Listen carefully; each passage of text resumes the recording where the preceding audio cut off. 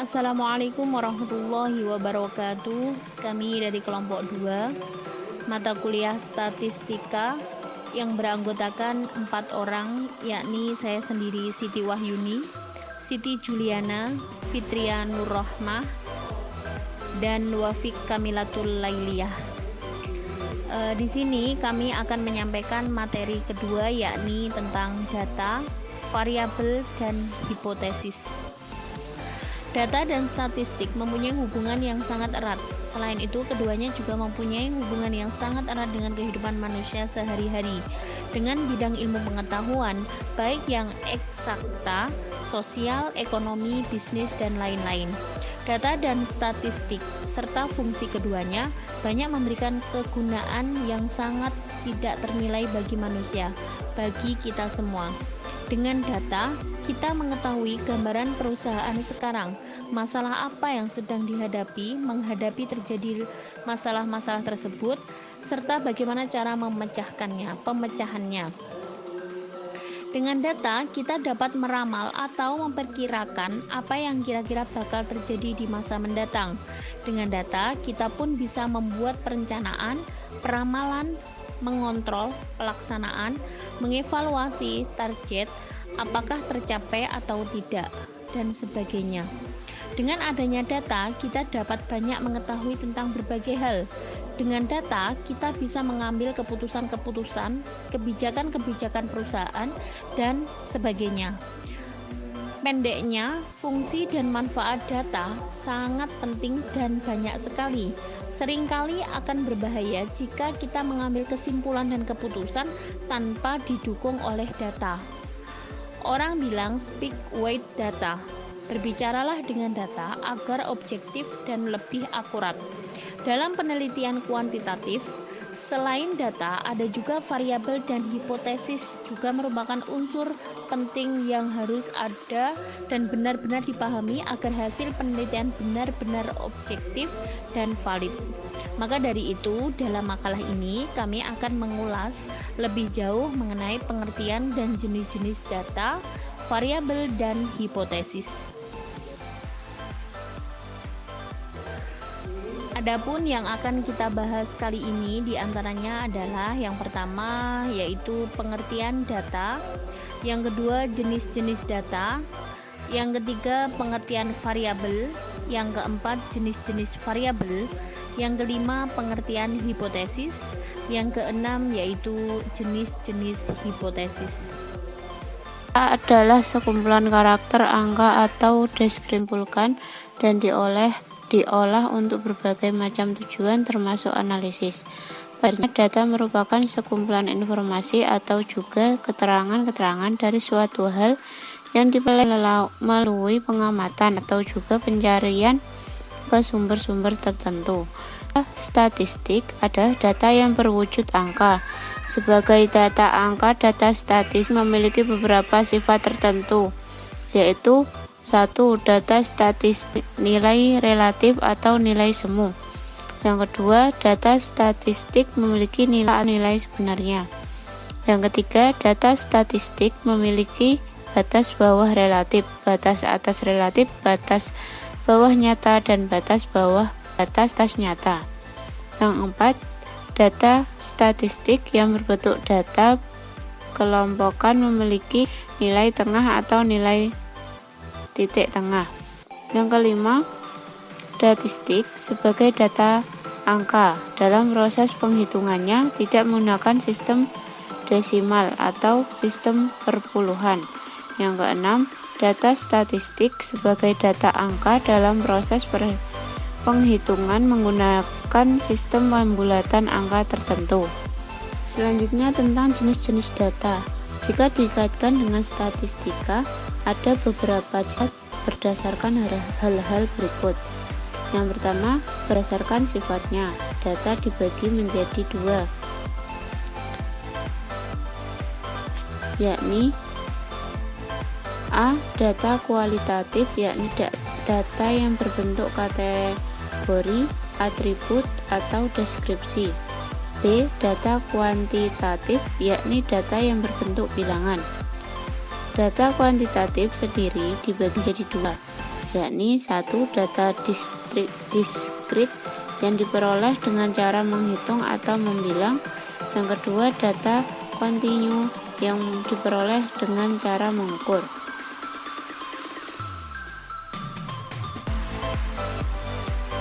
Data yang selanjutnya yaitu berdasarkan cara memperolehnya juga dibagi menjadi dua. Yang pertama, data intern yang diperoleh dari dalam objek penelitian. Yang kedua, data ekstern yang diperoleh dari luar objek penelitian sebagai bahan pembanding. Data ekstern dikelompokkan lagi menjadi tiga, yaitu 1. Data primer yang dikumpulkan dan diolah sendiri oleh peneliti. 2. Data sekunder yang diperoleh dalam bentuk sudah jadi dan diolah oleh pihak lain. 3. Data mentah yang baru dikumpulkan dan belum pernah diolah.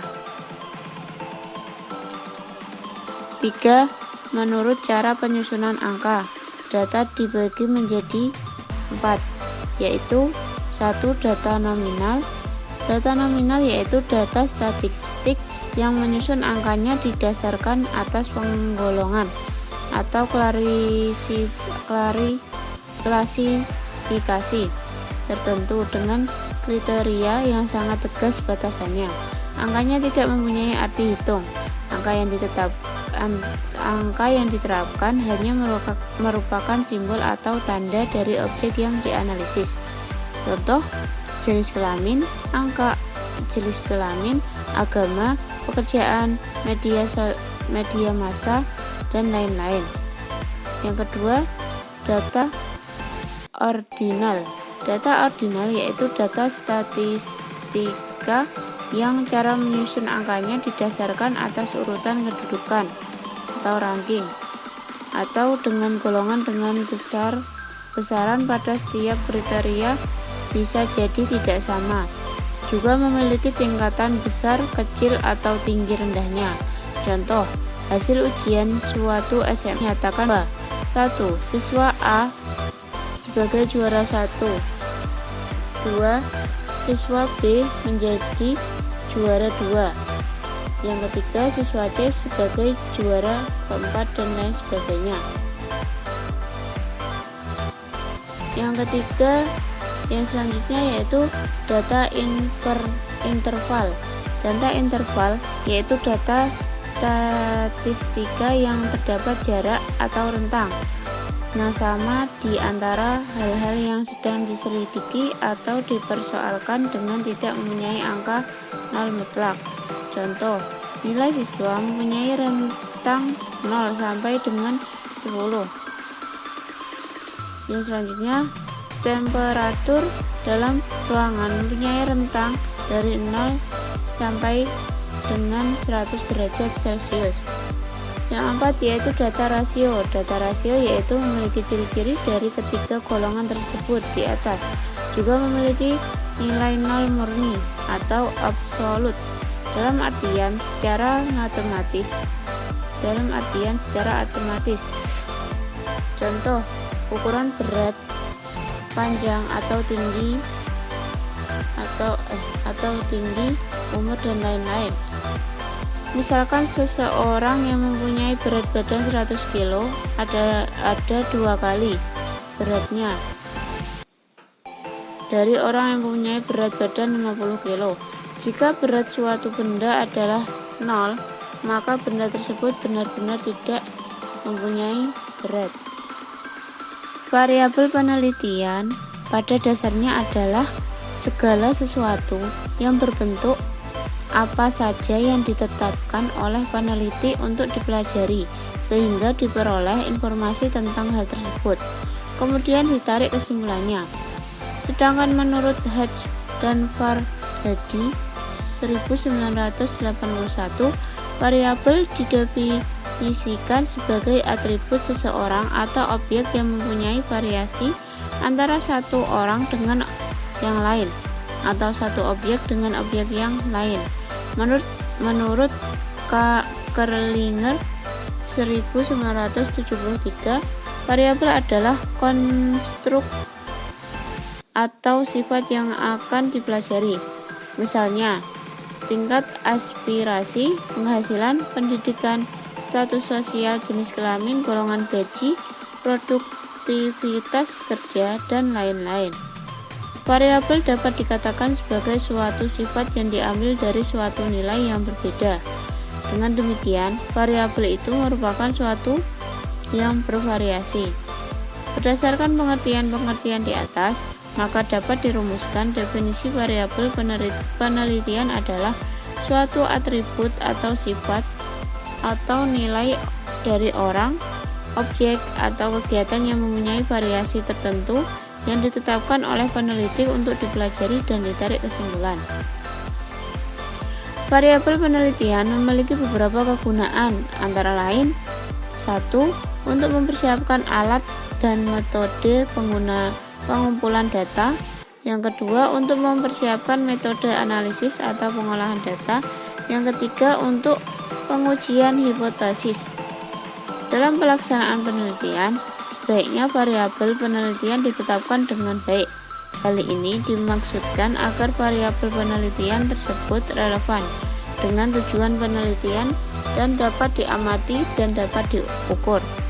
Dalam suatu penelitian, variabel perlu diidentifikasikan, diklarifikasikan, dan didefinisikan secara operasional dengan jelas dan tegas agar tidak menimbulkan kesalahan dalam pengumpulan dan pengolahan data serta dalam pengujian hipotesis.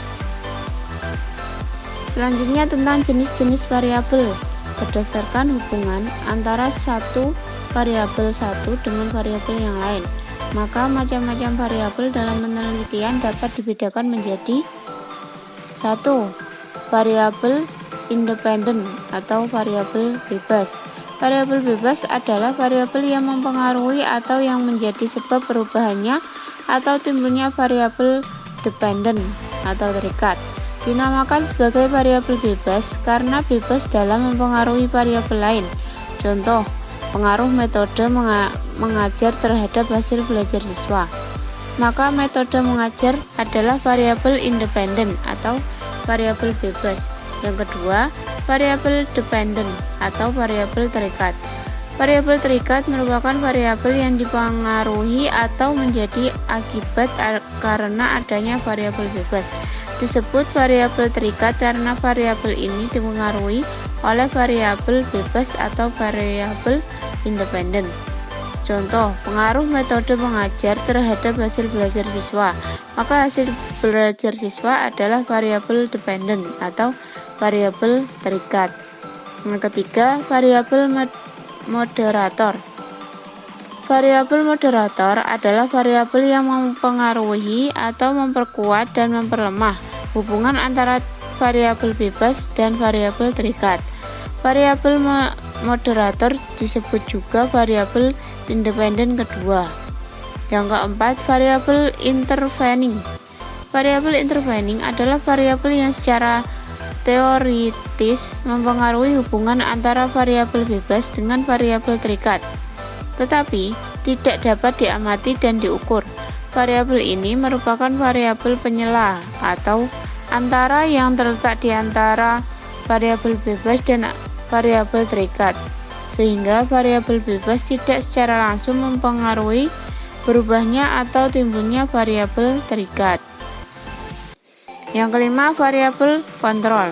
Variabel kontrol adalah variabel yang dikendalikan atau dibuat konstan sehingga hubungan variabel bebas terhadap variabel terikat tidak dipengaruhi oleh faktor luar yang tidak teliti. Variabel kontrol sering dipakai oleh peneliti dalam penelitian yang bersifat membandingkan melalui penelitian eksperimental. Selanjutnya tentang hipotesis. Hipotesis merupakan dugaan sementara yang selanjutnya diuji kebenarannya sesuai dengan model dan analisis yang cocok. Hipotesis penelitian dirumuskan atas dasar kerangka pikir yang merupakan jawaban sementara atas masalah yang dirumuskan. Secara prosedur, hipotesis penelitian diajukan setelah peneliti melakukan kajian pustaka, karena hipotesis penelitian adalah rangkuman dari kesimpulan-kesimpulan teoretis yang diperoleh dari kajian pustaka. Hipotesis merupakan jawaban sementara terhadap masalah penelitian yang secara teoretis dianggap paling mungkin dan paling tinggi tingkat kebenarannya. Dalam sebuah penelitian, setelah masalah dirumuskan, maka langkah berikutnya adalah merumuskan hipotesis. Dan ada hal-hal yang perlu diperhatikan dalam merumuskan hipotesis. Yang pertama, harus mengekspresikan hubungan antara dua variabel atau lebih. Maksudnya, dalam merumuskan hipotesis, seorang peneliti harus setidak-tidaknya mempunyai variabel lebih dari satu. Kedua variabel tersebut adalah variabel bebas dan variabel tergantung. Jika variabel lebih dari dua, maka biasanya satu variabel tergantung, dua variabel bebas. Yang selanjutnya harus dinyatakan secara jelas dan tidak bermakna ganda. Artinya rumusan hipotesis harus bersifat spesifik dan mengacu pada makna, tidak boleh menimbulkan penafsiran lebih dari satu makna. Jika hipotesis dirumuskan secara umum, maka hipotesis tersebut tidak dapat diuji secara empiris. Yang selanjutnya harus dapat diuji secara empiris. Maksudnya ialah memungkinkan untuk diungkapkan bentuk operasional yang dievaluasi berdasarkan data yang didapatkan secara empiris, dan sebaiknya hipotesis jangan mencerminkan unsur-unsur moral atau nilai-nilai sikap. Selanjutnya, jenis-jenis hipotesis. Pertama, jenis hipotesis berdasarkan tingkat abstraksinya. Yang pertama, ada hipotesis yang menyatakan adanya kesamaan-kesamaan dalam dunia empiris. Yang kedua, ada hipotesis yang berkenaan dengan model ideal. Dan yang ketiga, ada hipotesis yang digunakan untuk mencari hubungan antar variabel. Selanjutnya yakni tentang jenis-jenis hipotesis. Hipotesis jika dilihat berdasarkan bentuknya itu dikelompokkan dalam 3 jenis. Yang pertama, hipotesis penelitian atau kerja, yakni anggapan dasar peneliti terhadap suatu masalah yang sedang dikaji. Jenis yang kedua, hipotesis operasional, yakni hipotesis yang bersifat objektif. Artinya, penelitian merumuskan hipotesis tidak hanya karena anggapan dasarnya, tetapi juga berdasarkan objektivitasnya. Di sini peneliti membutuhkan hipotesis pembanding untuk memberikan keseimbangan pada hipotesis penelitian. Jenis yang terakhir ialah hipotesis statistik, yakni hipotesis yang dirumuskan dalam bentuk notasi statistik dengan menggunakan angka-angka. Sekian presentasi dari kelompok kami. Apabila ada kesalahan, kami mohon maaf yang sebesar-besarnya. Sekian, wassalamualaikum warahmatullahi wabarakatuh.